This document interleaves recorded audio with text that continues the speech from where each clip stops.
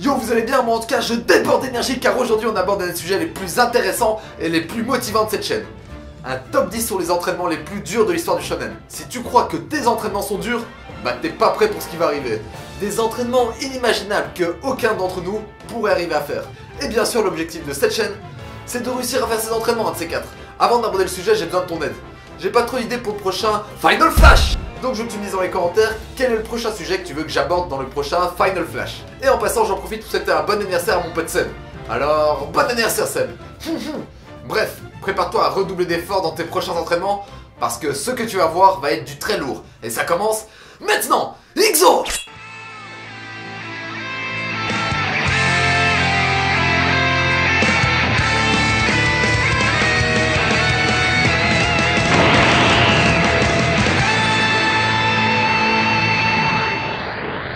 Avant même de te parler des 10 entraînements les plus durs, je vais créer une mention spéciale. La mention entraînement blague. Parce qu'il y a un entraînement qui m'a été spammé, qui est pourtant des plus ridicules, pour des héros surpuissants. Et j'imagine que tu te doutes déjà duquel c'est. Alors pour la mention bonne blague, je te présente l'entraînement de Saitama. もちろん1日3食きちんと食べろ。足が重く動かなくなってもスクワットをやり、腕がプチプチと変な音を立てたら腕立てを断行した。変化に気づいたのは1年半後だった。俺はハゲていた。 Je vais pas m'énerver, gardons ça sur le ton d'humour. L'entraînement de Saitama se compose de 100 pompes, 100 abdos, 100 squats et 10 km de footing par jour.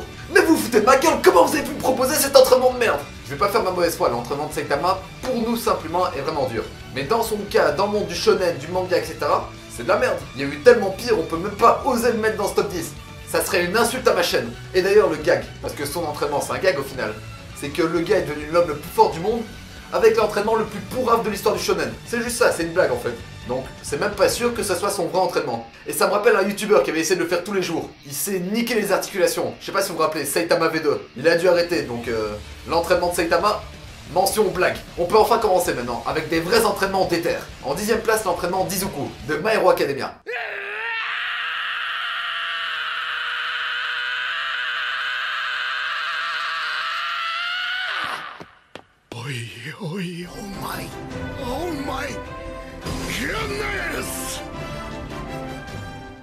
Le mentor du personnage principal, All Might, avait concocté un entraînement assez facile pour que notre héros, Izuku, atteigne une force plus ou moins potable. Dans ses entraînements, ou plutôt dans le planning qu'il lui avait fait, tout était compris. Les temps de repos, la bouffe, etc. Tout était accessible pour un débutant. L'entraînement consistait juste à déblayer une plage de ses ordures en autant de temps. Rien de bien sorcier au final. Mais cet attardé Izuku était tellement déter qu'il s'est surépuisé, il a fait ça sans arrêt, et il a rendu l'entraînement encore plus dur qu'il ne l'était. Mais au final, tout s'est arrangé. All Might avait repris les choses en main, et l'objectif avait finalement été atteint. Tout ça l'ayant rendu plus fort et plus confiant. En 9ème place, ça parle de sport, et plus précisément de football américain, avec Eishin 21. Oh bordel, j'ai foutu la merde.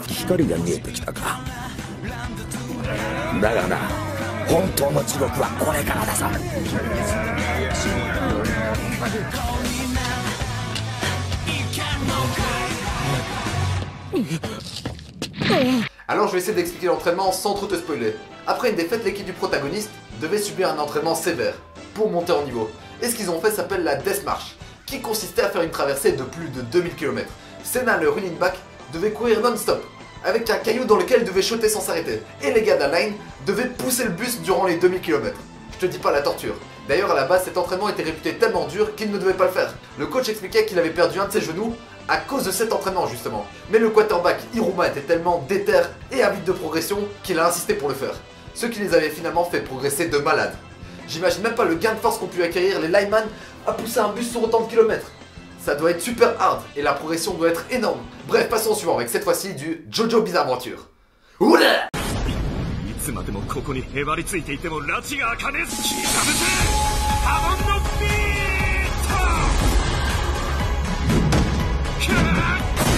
ト。バリアーの下を波紋でスレッド。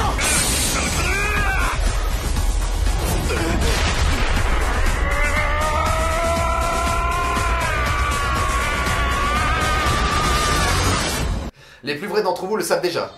Dans Jojo Bizarre Adventure, t'as un principe qui s'appelle l'onde. C'est une énergie qui émane du corps de leur utilisateur. Pour maîtriser cette énergie, t'as besoin d'un cardio surpuissant, d'un souffle surhumain, d'un troisième poumon à la Robin. Et ce qui est bien, c'est que pour acquérir cette énergie et ses capacités, il faut s'entraîner. Et c'est dans l'arc 2 de Jojo Bizarre Adventure qu'on voit apparaître un entraînement assez violent. En gros, ce bon vieux Joseph avait déjà un masque sur le visage. Tu sais, les masques qui t'empêchent de respirer correctement, qui diminuent ta capacité à capter de l'oxygène, qui rendent ton entraînement cardio encore plus cardio. Et l'une des parties les plus violentes de cet entraînement, c'est le fait qu'il devait monter une paroi remplie d'huile, à l'aide de son onde, qu'il devait concentrer sur le bout de ses doigts. Et pour connaître tout, au-dessus de cette paroi d'huile, déjà énorme, t'avais un jet capable de couper tout ce qui touchait. Donc voilà, Joseph a dû affronter tout ça, avec en plus un masque sur la gueule. Et dis-toi qu'en termes de sensations, utiliser son monde, ça revient à être en sprint tout le temps. Donc ça revient à être essoufflé sans arrêt. Alors je te dirai pas si la Russie ou la pas Russie, t'as qu'à te mettre à Jojo. Comme je l'ai dit, les vrais le savent déjà. Jojo Bizarre Adventure, c'est la base.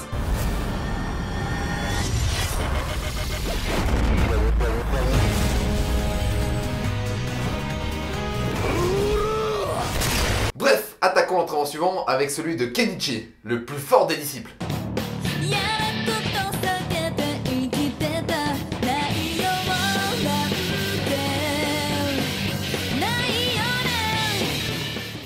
Alors pour Kenichi, on parle pas vraiment d'entraînement mais plutôt de mode de vie. C'est le cumul de tous ces entraînements qui font qu'il a un mode de vie super galère. Je te résume vite fait l'histoire du gars pour que tu puisses comprendre. En gros, il est emménagé dans un dojo où se trouvent les plus forts maîtres en combat. Tous ces maîtres ont décidé de faire de Kenichi leur disciple. Donc le gars est divisé entre les entraînements de chacun de ses maîtres. Et étant parmi les plus forts du monde dans leur domaine, je peux t'assurer qu'ils en font chier au pauvre Kenichi. Je vais pas tous te les citer, mais dans ces maîtres t'as par exemple Apachai Opachai. Ce gars c'est juste un monstre de la Muay Thai. Et à chaque fois qu'il s'entraîne avec Kenichi, il est à deux doigts de le tuer le pauvre. Et d'ailleurs chacun des entraînements de Kenichi avec Opachai finissent par un KO. Un très long KO. Après t'as son maître de Jiu-Jitsu, qui est aussi pas mal dans l'idée. Il invente des machines, des tortures pour améliorer la souplesse de Kenichi, la force, etc. C'est un vrai tordu dans sa tête. Mais au final ça marche. Tous ces entraînements à la chaîne et les maîtres étant en rivalité entre eux-mêmes font que ce pauvre Kenichi n'a zéro répit. Mais c'est grâce à ça que Kenichi va devenir le plus fort des disciples. Enfin, c'est comme ça qu'il l'appelle. Pour la 6ème place, on va parler de Takamura et de sa sèche légendaire. D'ailleurs, un big up à mon pote Yuli, qui en ce moment est en train de galérer pour perdre les derniers poids qui lui restent. Bref, regarde bien cette scène de souffrance. Tu vas pouvoir voir à quel point Takamura en a chié.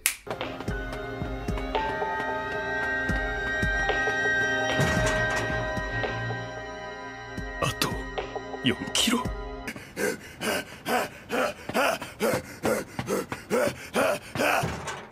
Ato 2 kilos.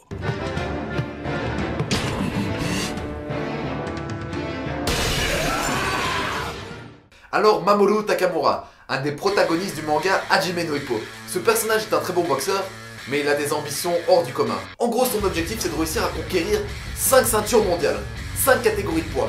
Et tu te doutes que c'est chose impossible, parce que pour monter, ça peut encore aller, mais pour descendre à un poids qui n'est pas naturel au tien, c'est vraiment la galère. Et pour affronter Hawk, qui était le champion du monde des poids moyens, Takamura a dû taper une sèche de l'extrême, car de base sa morphologie ne lui permet pas d'être aussi bas en termes de poids.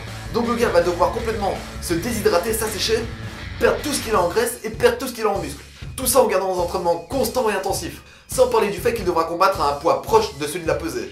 Pour oublier la douleur de sa sèche, Takamura va tout essayer. Il va s'entraîner encore plus dur, il va taper des footings en plein milieu de la nuit. Mais ça restait une épreuve insurmontable. Impossible de ne pas céder à la pression. À ce moment-là, tes nerfs sont à leur apogée. Mais bon, c'est pas ce qui a empêché notre bon vieux Takamura de gérer. En tout cas, la perte de poids en boxe anglaise et dans d'autres sports de combat d'ailleurs, est un sujet super intéressant, que je vais essayer d'aborder le plus vite possible. En attendant, passons à l'entraînement suivant avec l'entraînement de Baki.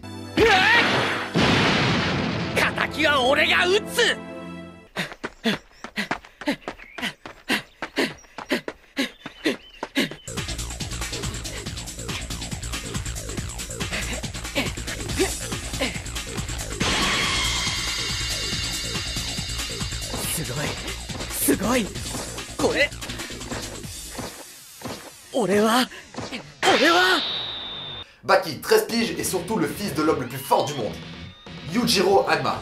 Quand t'as un père aussi puissant, tu te dois de progresser, tu te dois de devenir plus fort, tu te dois de devenir plus fort que lui. Et Baki, ayant grandi dans l'ombre de son père, connaît très bien ce sentiment.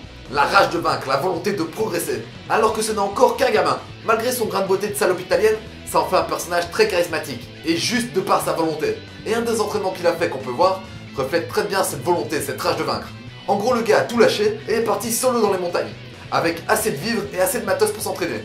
Donc déjà le gars a fait la route avec une barre de bench dans son sac. Et je rappelle qu'il n'a que 13 piges. Alors cet entraînement avait pour but un truc encore plus dingue, affronter un sage gorille. Une bête féroce, et un manu bien sûr. Non sérieux, Baki c'est un vrai barge dans sa tête, il fait des trucs de malade. Tu peux même pas comprendre ce qu'il fait, à croire que le gars est totalement con. Il risque sa vie sans arrêt. Par exemple, pour apprendre à mieux sécréter de l'endorphine, une hormone, le gars va s'amuser à se jeter dans le vide. Ça me fait penser un peu à ces Russes qui se pendent un peu partout. Tu sais les gars qui se pendent à une main au-dessus de building et tout. Mais ils sont totalement cons, et Baki est totalement con. Mais c'est pas ce qui va l'empêcher de progresser. Au contraire, c'est cette naïveté, cette volonté, cette rage de vaincre qui vont le pousser vers le haut. Après, est-ce que c'est une bonne chose? Je sais pas. Là, on arrive en 4ème position. On atteint les hautes sphères des entraînements les plus durs. Et après mûre réflexion, celui que j'ai décidé de mettre en 4ème position est celui de Zoro. Je vais t'expliquer pourquoi.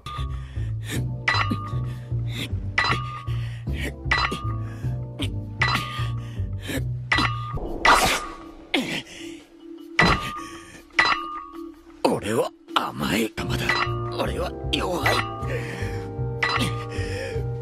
まだまだ Roronoa Zoro du manga One Piece fait des entraînements de malade et il est connu pour ça.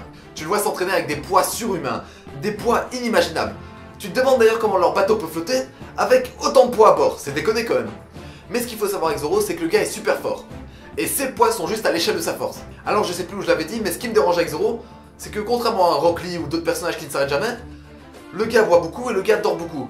Donc en gros il tape des entraînements adaptés à ses capacités, et après il fait la fête et il dort peinard. Donc je peux pas mettre ce gars en première place, on est bien d'accord les gars. D'ailleurs c'est marrant parce que dans leur équipage, le trio Monster, ça veut dire Zoro, Sanji et Luffy, ont tous un vice. Zoro pour l'alcool, Sanji pour la clope et Luffy pour la gourmandise. Enfin bref, c'était juste un détail que j'avais remarqué. Ça n'empêche pas que Zoro a aussi cette rage de vaincre, cette volonté de surpasser le monde. C'est l'homme qui veut devenir le plus fort épéiste au monde, et il va y arriver. Dans tous les cas, Zoro n'en reste pas moins le personnage le plus motivant de l'univers de One Piece. Attendez que je balance l'entraînement de Zoro, ça va être du lourd. 3ème place, cette fois on tape dans Hunter x Hunter, avec Netero et son entraînement interminable.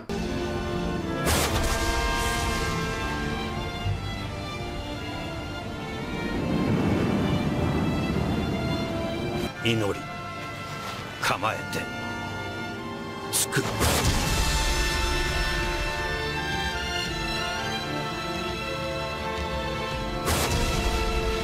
情を費やした。突き終えれば倒れるように寝る。 Alors Netero, un des personnages les plus forts de l'univers de Hunter x Hunter, a eu un entraînement très spécial. En gros, dans sa jeunesse, le gars est parti s'isoler dans la nature pour perfectionner son art martial. Alors on sait que son entraînement a duré des décennies et qu'il se composait de 10 000 coups de poing par jour. Et quand il ne pratiquait pas autant de coups de poing, il pratiquait la prière, qui lui permettait de travailler aussi son mental. Donc le gars a subi un entraînement aussi bien spirituel que physique. Pas de renforcement musculaire ni autre, le gars s'est juste contenté de donner 10 000 coups de poing sans arrêt et par jour. Et c'est en répétant ce mouvement à l'infini qu'il a réussi à créer sa force légendaire. D'ailleurs je me demande si cet entraînement n'était pas un sacrifice pour améliorer son aide aussi. Enfin les fans d'Hunter x Hunter, vous me direz ce que vous en pensez. Pour moi c'est un peu comme Kurapika, qui a dû faire un sacrifice afin de rendre ses chaînes plus fortes. Ben, le temps passé à s'entraîner, on peut dire que c'est un sacrifice. Et on peut dire que c'est une des conditions qui a permis de développer le nen de Netero. Bref, je m'égare. L'entraînement de Netero est un bon exemple de persévérance et de volonté. Et c'est aussi super intéressant de voir qu'il est super important de travailler un mouvement, même le plus basique, des milliers de fois pour le maîtriser. Tu peux pas donner un coup de poing correctement juste en l'ayant vu une fois. Il faut que ton corps et ton cerveau s'habituent à ce mouvement, afin d'avoir les meilleures connexions nerveuses possibles et de donner le coup le plus efficace possible. Et quand on y pense, la difficulté de son entraînement, que le climat variait sans cesse. Qu'il vente, qu'il neige, qu'il fasse beau, le gars était toujours au même endroit à s'entraîner de la même façon. Au final, on sait même pas comment il s'est reposé et comment il s'est nourri, mais j'imagine que ça devait être le strict minimum possible. Bon, attaquons la 2ème place. Et à mon avis, je pense que tu te doutes déjà de qui sont les deux premiers. Alors en 2ème place, j'ai voulu mettre Rock Lee et son entraînement interminable. L'entraînement de Rock Lee, que j'ai déjà essayé de réinterpréter et de recréer à ma sauce, de le rendre accessible. D'ailleurs, si tu veux voir ce que ça donne, ça se passe ici. Ouais, j'ai bien le droit de me faire ma propre pub sur ma chaîne quand même. Non mais sérieux, l'entraînement de Rock Lee est un des plus durs pour une raison, une seule raison. C'est qu'il ne s'arrête jamais. Et ça, c'est le reflet de la volonté du gars qui le pratique. Rock Lee avait vraiment souffert à cause de son handicap, son complexe. Et pour ne plus penser à ça, il était obligé de s'entraîner sans arrêt. L'entraînement était un peu son oxygène si tu veux. Ou le remède à ce qu'il avait, bah c'était l'entraînement. D'ailleurs pour moi, tous les problèmes qui touchent au cerveau sont guérissables par les entraînements, ou plutôt par le sport. Si t'es mal psychologiquement, ne néglige jamais le sport. Alors je te rappelle pour la énième fois en quoi consistait son entraînement. Le principe était de donner une très longue série de bases que normalement on devrait pas être capable de faire, du style 5000 squats, Et que si on n'y arrive pas, on rajoute une autre série d'un autre exercice, elle aussi interminable. Et donc au final, tu finis par être épuisé de partout. Et en plus de ces entraînements interminables, ce qu'il faut savoir c'est que Rock Lee est sans arrêt lesté. Donc difficulté constante et ça au quotidien, vu qu'il a totale interdiction d'enlever ses poids.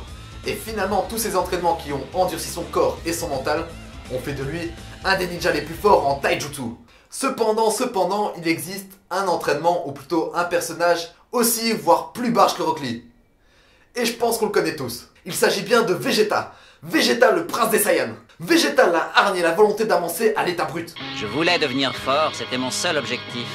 Pour y arriver, je me suis entraîné jour après jour, du matin au soir.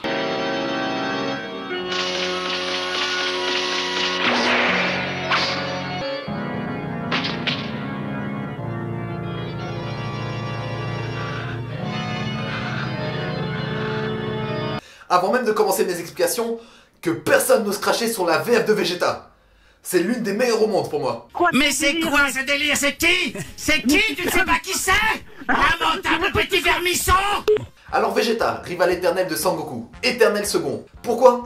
On sait pas. Je te jure, moi je comprends pas, ça devrait être Vegeta le plus fort. Mais bon, ce n'est que mon avis. Et je pense que si Vegeta a toujours été second, c'est tout simplement parce qu'il n'a jamais eu l'occasion d'apprendre auprès d'un maître. Alors que si on remarque bien, Goku a toujours eu des power-up en fonction de ses maîtres. Alors dans le cas de Vegeta, c'est cette frustration, cette rage, cette haine, cette volonté de battre Goku qui le pousse à aller si loin. Et pour atteindre son objectif, il s'en donne les moyens les plus violents du monde. L'entraînement le plus choquant est celui qu'il avait fait dans la salle de la gravité, où il avait réussi à monter la gravité à, écoute bien, 450 G. Alors que souviens-toi, sur la planète Kaio, la gravité est de 10 G. Et Goku galérait déjà à l'époque. Vegeta c'est vraiment le gars qui a qu'une chose en tête, s'entraîner. Et tout le reste, il s'en bat les steaks. Manger, dormir, c'est pas le plus important. Pour lui, il n'y a que l'entraînement qui compte. C'est un vrai fou dans sa tête. Rien que quand Goku est passé Super Saiyan pour la première fois, le gars s'est tellement torturé qu'il est parti taper un entraînement dans l'espace, tout seul. Et il a failli crever bien sûr. Mais c'est à son tour cette rage qui lui a permis de se transformer pour la première fois. Le truc qu'on peut tirer des entraînements de Vegeta, c'est qu'il ne s'arrête jamais. Ou il s'arrête que quand il a atteint ses limites, ou il a dépassé ses limites. C'est un peu la même idéologie que Rock Lee, viser haut dès le début. Donc je pense que vous êtes tous d'accord pour dire que Vegeta et ses entraînements méritent amplement la première place. L'espace commentaire va devenir un vrai champ de bataille, comme d'hab. Et c'est ça qui est bien. En tout cas, merci à vous tous d'être de plus en plus nombreux, ça fait super plaisir. Et on sent que le concept manga workout grandit de plus en plus. On va atteindre des sommets, je vous le dis les gars. Les Saiyans vont prendre le pouvoir, et vont exterminer tous ces titans dégueulasses.